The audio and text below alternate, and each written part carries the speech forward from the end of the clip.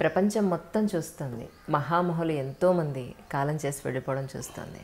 అయినా కూడా ఈ డబ్బు మీద ఇంత అత్యాస, అధికారం మీద ఈ అత్యాస, దీన్ని ఎలా చూస్తారు మీరు? ఎంత కావాలి మనిషికి బతకడానికి? ఇది కూడా ఆటే. అంటే అక్కర్లేనంత అక్కర్లేదు అనుకుంటే ఆటే అది. ఆట చెప్పమంటావా? సైకిల్ ఒకటి ఉంటుంది, ఒక సైకిల్. ఏం సైకిల్ అది? ఫుడ్ వెబ్ అంటారు. ఈ ప్రపంచంలో అందరూ బతకాలి, అన్నీ బతకాలి, అందరూ బతకాలి, అన్నీ బతకాలన్న స్పృహ లేకపోవడం వల్ల, చెట్లు కొట్టేయడం వల్ల, పక్షుల్ని కాల్చుకు తినడం వల్ల, జంతువుల్ని చంపేయడం వల్ల మనకి ఈ కరోనా లాంటి అంటే సమతుల్యం నశించింది. 7 అంతస్తుల బంగళాలో ఒక కేక్ తిని ముక్క వదిలేసామనుకో,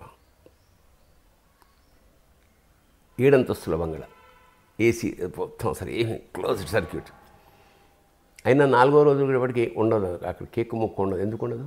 చీమ వస్తుంది. ఎక్కడి నుంచి వస్తుంది? 7వ అంతస్తులో నువ్వు కేక్ తినాలని దానికి ఎలా తెలుస్తుంది? మరి వాటిని చంపేస్తే ఎట్లా? చీమలు కూడా ఉండాలి. చీమల మీద ఒక రీసెర్చ్ చేసిన సైంటిస్టు ఒక మాట చెప్పాడు. ఈ భూలోకంలో చీమలు అనేవి కనుక లేకపోతే యావత్ భూలోకము ఒక పెంట కుప్ప, అది అక్కడే ఉంటుంది. మనకి ఈ స్కావెంజర్ బర్డ్స్ అని ఉంటాయి. కాకి అవసరం మనకి. కాకి అన్నీ మంచివే తినేవి కాదు, చెడ్డవి తినేవి కూడా కావాలిగా. అవునండి. ఎలక చచ్చిపోయింది, ఆ దుర్గంధం భరించగలవా మనం? అది తింటుంది కాకి, గద్ద పడిపోతుంది. అంటే ద స్కావెంజర్ బర్డ్స్ అంటారు వాటిని. అలాగే హైనాలు, ఇవన్నీ కూడా అవి చెత్తంతా. అంటే నీకు మిగలనివ్వు, ఆ శవ కళేబరాలు ఎముకలతో సహా మిగలనివ్వవు. అవన్నీ ప్రకృతిలో భాగం, అవి ఉండాలి. వాటిని ఎప్పుడైతే నువ్వు నెగ్లెక్ట్ చేసి, అవి ఉండడానికి ఆధారభూతమైన చెట్లు, ఆ గూళ్ళు లేవు, ఆ పళ్ళు లేవు, కోతులు రోడ్డు మీదకి వచ్చేస్తున్నాయి తినడానికి. మరి అక్కడ పళ్ళు లేవు, ఇక్కడ అల్లరి చేస్తుంది, ఇంట్లో దూరిపోతున్నాయి, దౌర్జన్యం చేస్తుంది. కోతుల గ్యాంగ్ వస్తే తట్టుకోవడం కష్టం. ఈ మధ్య కంప్లైంట్స్ కూడా వస్తున్నాయి. పులులు రోడ్డు మీదకి వచ్చేస్తున్నాయి. ఎందుకు వస్తే? పులులు రాకూడదే. నువ్వు అడవులు ఆక్రమించి, అడవులు కొట్టేసి, గంధపు చెక్కలు కొట్టేసి, మొత్తం కొట్టేస్తే అక్కడ ఉండాల్సిన వాటి స్థలంలో నువ్వు వెళ్ళి ఆక్రమించిన తర్వాత అవి నీ స్థలంలోకి ఎందుకు రావు? ఆటగదరా నీకు కీటకములు కూడా పక్షులకు ఆహారమైన ఎప్పుడు. అది నీకు ఆటే. ఏదాట? ఈ చిన్న పురుగులన్నింటినీ పక్షులు తినేస్తాయి. ఆటగదరా నీకు కీటకములు కూడా పక్షులకు ఆహారమైన ఎప్పుడు. ఆటగదరా నీకు పక్షి అండాలకై సర్పాలు వృక్షాల వాకువేళ. ఈ కీటకాలు, పురుగులు ఇవన్నీ తిన్న పక్షి ఎక్కడో చెట్టు మీద గుడ్డు పెడుతుంది. ఆటగదరా నీకు పక్షి అండాలకై సర్పాలు వృక్షాల వాకువేళ. ఆ గుడ్డు తినడానికి పాము పాకుతుంది, ఎక్కువ సార్లు సక్సెస్ అవుతుంది. అందుకే 4 గుడ్లు ఉంటాయి. ఇప్పుడు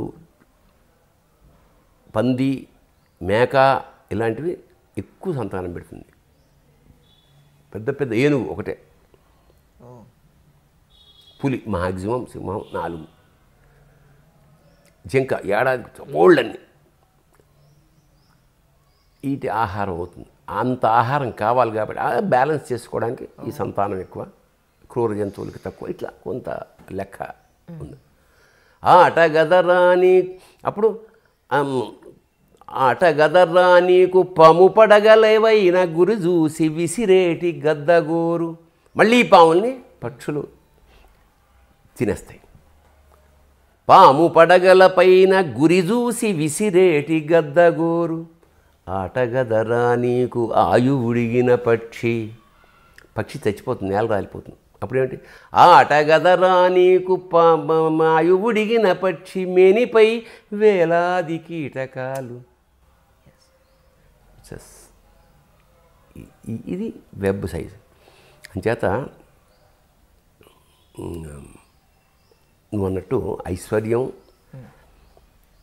మనకి కొంత అంటే ఎంత కావాలో మనకి ఒక అద్భుతమైన స్టేట్మెంట్ ఉంది. మనకి డబ్బు కావాలి, అస్సలు డబ్బు లేకుండా అంటే మనం సన్యసించి జీవితంలో అన్నీ మానేయలేము. అన్ని కోరికలు తీర్చుకోవాలి. మానవ జన్మ ఎత్తినందుకు డబ్బు కావాలి, డబ్బు సంపాదించాలి. అది మితం, ధర్మబద్ధమైన డబ్బు అన్నాడు మనవాడు. ధర్మంగా నీకెంత కష్టపడితే వచ్చే డబ్బు అందులో కొంత పర్సంటేజ్ని లేని వాళ్ళకి, ఇది సంపాదించుకోలేని వాళ్ళకి, అదే ఫిజికల్లీ ఛాలెంజ్డ్, ఆరోగ్యం బాగాలేని వాళ్ళకి, ఇది ధర్మం. అందరిది తనకే కావాలనుకునే స్వార్థంలో అదే వాడు ఎవడు పట్టుకుపోయేది ఏం లేదు. ఇక్కడ లక్షాధికారైన లవణమన్నమే కానీ బంగారు మెరుగు బంగారంబు మింగబోడు అన్నాడు. అంచేత అది రియలైజ్ అవరు. అదే చమత్కారం, అదే ఆట. ఏదో ఆ తాపత్రయం ఇంకా ఈ సంపాదనలోనే వాడి జీవితం మొత్తం అయిపోతుంది.